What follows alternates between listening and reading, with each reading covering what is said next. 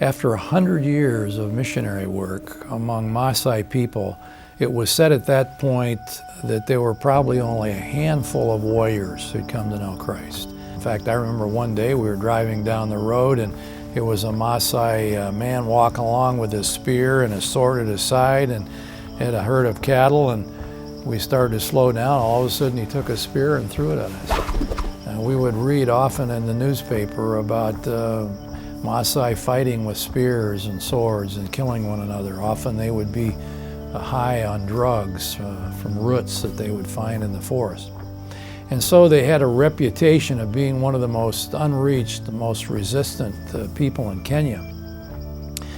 And as we were working with the Jesus film, Paul Eshelman called me one day and said, Jim, we've just finished the Maasai version of the Jesus film. And I'd like to have Kathy and I come over and stay with you and see if we can do a premiere of the Jesus film. Well, just to show you how God provides and how God prepared the way, there was this young warrior by the name of Matayo. And Matayo was a typical young warrior, and he wanted to get married. Well, the tradition among the Maasai people was for a warrior to get married, you had to go out and kill a lion with a spear. So Matayo took a spear and he went out in the bush and came upon a lion and he killed him with a spear. Well, now of course he was a hero and looked up to, and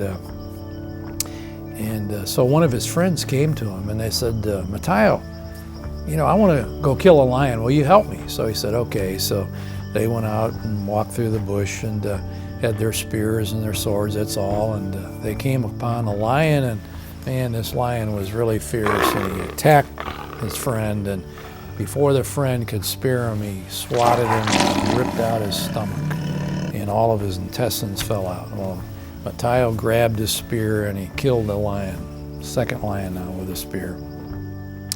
Picked up his friend, stuffed his intestines in his stomach, carried him 20 kilometers to the closest clinic. When he got there, you know, he was uptight, and he brought him there, and it turned out it was actually a missionary clinic. Unfortunately, his friend had died, and the doctor there at the clinic began to talk to him and shared the good news of Christ with him and led him to Christ. Well, now he wanted to grow in his faith, and at that time we were giving training in the local churches for the Here's Life campaign. And Matayo came to this church, and we were teaching him how to share the gospel using this picture booklet of the 4 laws. And Matayo got all excited about this, and he said, I want to reach my people for Christ. So he went out into the bush, and he walked probably 15 kilometers or so out in the bush, and he came across one of these Maasai bomas.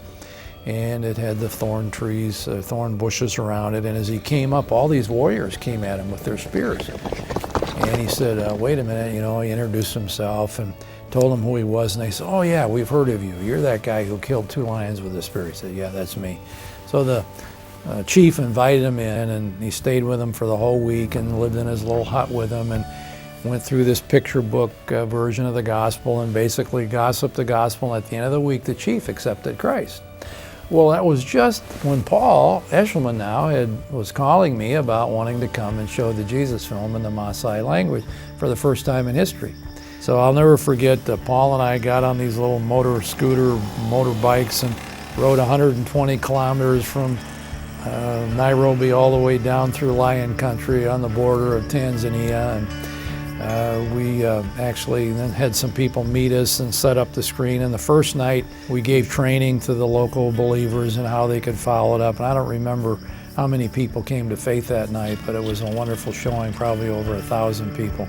Next morning we got up and we followed these warriors down through an animal trail 15 kilometers back into the bush to this encampment where these 200 Maasai warriors were. Now you got to remember, these guys have been resistant to the gospel for 100 years. You didn't know if they were going to spear you or what. And Paul and I went back there, and as we showed the film, at the end of the film, the guy who was with us, who was translating, gave an opportunity to accept Christ, and 100 of those 200 warriors indicated that they wanted to become followers of Jesus. An absolute breakthrough. You imagine 100 years, maybe a handful of warriors, and now in one night, 100 indicating a desire to know Christ. And you know, the rest of that story is so interesting because that chief, his life was so impacted that he became respected by all of the local warriors around, and they elected him the head chief for the whole area and the whole region. And every 4 years they would have a great big, sort of like what we would probably call a powwow, and bring all these warriors together for a week. And so he sent word to us and he said, I want you to come and show the Jesus film. Well, man, that was scary duty, because there'd never been probably anybody from even another African ethnic group, let alone a white person, coming to this powwow. You'd read stories about guys having knife fights and all this kind of stuff, and a lot of demonic activity and all this. Very, very scary. So we had 3 of our staff volunteer to go, and we actually launched a 24-hour prayer chain to pray while we were in there, because we didn't know if they'd be killed or not. I mean, they really had to be willing to lay their lives on the line. And they went in there for 3 days, and we prayed for them. And when they came back, they told us this incredible story. They said, you know, we were there and guys were coming up to us with their knives and holding them up to our throats saying, we're going to kill you, threatening him. But he said none of them did. And they said we hung in there and we showed the film the first night.